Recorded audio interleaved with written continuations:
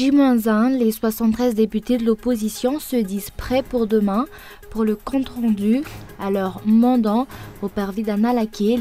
Le rapport se fera dans le calme total, ont-ils affirmé. Nouzbé caracole toujours en tête du 8 parade des destinations en ce qui concerne le tourisme sexuel à Madagascar. Ce n'est pas une nouveauté. Selon ceux qui luttent contre une telle pratique, la loi n'est pas appliquée comme elle devrait l'être et la clientèle est constituée à 70% de malgaches.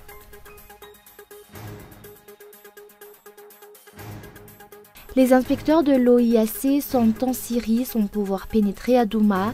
La diplomatie américaine a accusé Syriens et Russes de travailler à effacer la trace de l'attaque chimique.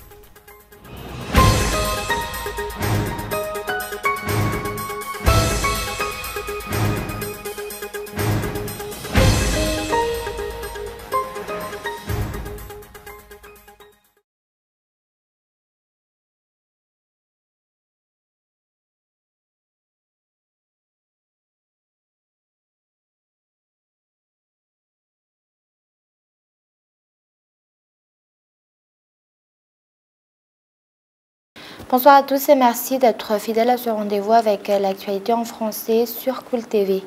À la une, J-1, les 73 députés de l'opposition se disent prêts pour demain pour le compte-rendu à leur mandant au parvis d'Anna Lakil. Le rapport se fera dans le calme total, ont-ils affirmé. Reportage de Ounassen. Les 73 députés de l'opposition ont visité ce jour les lieux où ils doivent faire leur rapport à la population de la capitale demain. Ils ont réitéré que tout était prêt et que rien ne pourrait les arrêter. Ce compte-rendu sera fait dans le calme, compte tenu des rumeurs qui circulent, selon lesquelles des groupes de personnes sèmeront le trouble et profiteront de l'occasion. Les députés de l'opposition font appel aux forces de sécurité pour que celles-ci fassent leur travail et maintiennent l'ordre public. Les 11 députés dont en arrivent et les 73 autres, nous serons tous là demain pour faire un compte-rendu à la population. Nous sommes prêts à faire un rapport concernant les lois votées à l'Assemblée nationale durant les 4 sessions extraordinaires. Des recrutements de groupes rats ont été faits pour semer le chaos dans la manifestation que nous allons organiser. Nous avons été informés que des gens ont été payés pour semer des troubles. Nous prévenons ces personnes que nous ne l'admettons pas. Comme nous n'admettons pas qu'on dise que nous créerons des désordres. Le député élu à Vavaten a rappelé que selon la loi, les députés ont le devoir de faire un compte-rendu à la population. Tout député de Madagascar a le droit de s'adresser à la population, quelle qu'elle soit, où qu'il soit. C'est son droit. J-1 avant le grand jour, des questions restent sans réponse. Les forces de l'ordre seront-elles une fois de plus utilisées par le régime HVM comme force d'oppression? Toujours est-il que les regards seront braqués sur l'avenue de l'indépendance demain. Et le régime HVM est-il aux abois? C'est en tout cas ce qu'il laisse transparaître. Une réunion d'urgence des chefs défouctants de la ville d'Antananarivo a eu lieu aujourd'hui. Reportage de Michael Amarla. Tous les moyens sont bons pour faire annuler le rapport des 73 députés de l'opposition demain au parvis d'Anna Lakil. Le régime HVM a réuni d'urgence les chefs fouctans de la ville d'Antananarivo. Une réunion où les chefs fouctans ont ensuite déclaré que le compte-rendu de demain n'était pas dans l'intérêt de la population d'Antananarivo. Madagascar étant un État démocratique, les députés ont tous les droits pour faire un compte-rendu à la population d'Antananarivo, affirme la plateforme des intellectuels malgaches. Les députés feront un compte-rendu. Les forces de l'ordre doivent veiller à ce que cela se passe dans le calme, mais non le contraire. Face à tous ces témoins, la question se pose de savoir si le régime en place est aux abois à cause du compte-rendu que les députés de l'opposition envisagent de faire. Que cache-t-il? En tout cas, demain, toutes les manipulations lors de l'adoption du code électoral au sein de l'Assemblée nationale seront dévoilées au grand jour. Et la Jirama, avec la société Axaf Power, procède à la réhabilitation de la centrale thermique numéro 2 d'Ambouy-Manamboula d'une capacité de 26 MW. Cette centrale à fil lourd, propriété de la Jirama, a été mise en service en 2008 mais a cessé de fonctionner en 2015. Faute de maintenance, la gestion et l'exploitation reviendra entièrement à la Jirama après ces 5 ans et la centrale devrait être à nouveau fonctionnelle d'ici mi-octobre. Et comme nous l'avons annoncé dans les titres, Nouzbé caracole toujours en tête du hit parade des destinations en ce qui concerne le tourisme sexuel à Madagascar. Ce n'est pas une nouveauté. Selon ceux qui luttent contre une telle pratique, la loi n'est pas appliquée comme elle devrait l'être et la clientèle est constituée à 70% de Malgaches. Reportage. Les voyageurs pratiquant le tourisme sexuel sont à 70% des Malgaches et à 30% des nationaux. Les acteurs impliqués dans la lutte contre ce tourisme sexuel rapportent que les proies de ces touristes ont entre 15 et 19 ans. La région de Nouzbé est la principale concernée. Selon les données, 60% du tourisme de Nouzbé sont à caractère sexuel. Mais être témoin d'une telle situation semble être habituel et a tendance à se banaliser, explique un représentant d'une ONG œuvrant contre le tourisme sexuel impliquant des enfants. Cette situation semble se banaliser au niveau de la société. Les gens restent passifs et ne savent même pas quel comportement adopter pour empêcher de telles situations. C'est pourquoi nous voulons leur faire prendre conscience que les enfants sont des êtres humains et doivent vivre leur enfance et non pas se substituer aux adultes. Selon les données d'Amnesty International, les péripatéticiennes de Nouzbé et de Touamassen constituent les 30% des 50% des femmes qui se prostituent avec les touristes. Ce n'est pas un fait nouveau, la loi n'est pas appliquée, ce qui perpétue cette pratique.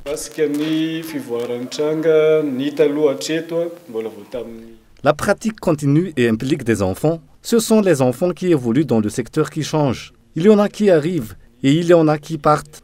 Une loi existe concernant ce tourisme sexuel. Elle n'est pas appliquée. Il y a des endroits connus où on voit des enfants sexuellement exploités par des adultes. À Nouzbé, réputé pour ce tourisme sexuel, une enfant se prostitue pour 2 €.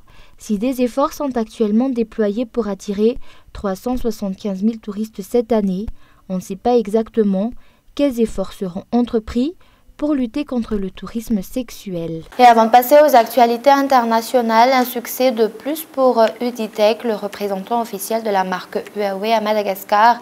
En effet, les modèles de smartphones P20 et P20 Pro ont été présentés dans toute leur exquise durant une conférence de presse qui s'est déroulée au restaurant Chef Avenue Souaran. Reportage. Les modèles présentés par la marque Huawei ce jour sont sans conteste 2 modèles de smartphones du moment avec leurs équipements de pointe. Tournant sous Android Oreo, le P20 et le P20 Pro sont boostés par le processeur Kirin 970, cadencé à 2,36 GHz. Ils sont également équipés d'écrans Full View et capables d'enregistrer des vidéos en 4K et des vidéos slow motion à 960 images par seconde. La manifestation d'aujourd'hui a aussi été l'occasion pour Huawei de présenter le Huawei P Smart, un nouveau modèle qui fait son entrée sur le marché malgache à partir de demain. Parmi les fonctionnalités les plus probantes du P Smart, notons la capacité à faire des selfies avec un simple mouvement de la main. Il s'agit aussi d'un smartphone qui se repose sur le processeur Kirin 659, un équipement qui permet à la machine de fonctionner sans ralentissement aucun. Et le dernier atout qui est loin d'être des moindres, on le trouve côté autonomie. Pour gérer le système Android Oreo, le P Smart est équipé d'un logiciel natif appelé Phone Manager, permettant à l'utilisateur d'optimiser l'autonomie de la batterie. À préciser que le smartphone sera disponible chez tous les revendeurs officiels à partir de demain.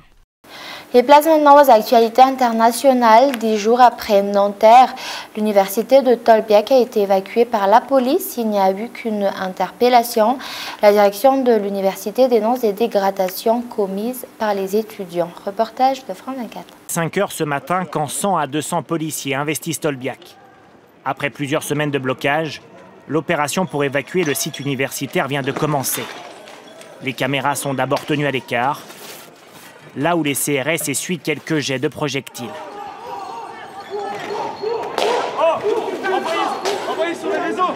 Une interpellation aura lieu.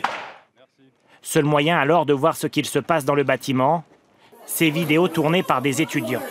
Pas à pas, on voit les CRS progresser dans les amphithéâtres, évacuant des étudiants grévistes, souvent à peine réveillés. On s'est fait prendre comme des lapins à 5 h du matin alors qu'on était tous en train de dormir. Qu'en 2 minutes, à peine le temps qu'on me dise les CRS sont en ligne à l'extérieur, tant que je mette mes chaussures, ils étaient à l'intérieur. L'évacuation, elle était très rapide, ils sont arrivés par derrière, elle était violente aussi. La tour tout juste vidée de ses occupants, le directeur du site, entouré cette fois par les journalistes, propose un premier état des lieux. Un des amphithéâtres saccagé par les étudiants. Il est amer, les locaux venaient juste d'être rénovés. Des centaines de milliers d'euros gaspillés qu'il va falloir réinvestir alors que les budgets des universités sont toujours extrêmement tendus. En fin de matinée, c'est au tour du président de l'université de prendre la parole. Il appelle au calme. Dès aujourd'hui, je souhaite que notre communauté retrouve au plus vite son unité et sa sérénité afin que nos étudiants, et je pense surtout aux étudiants, puissent terminer leur année.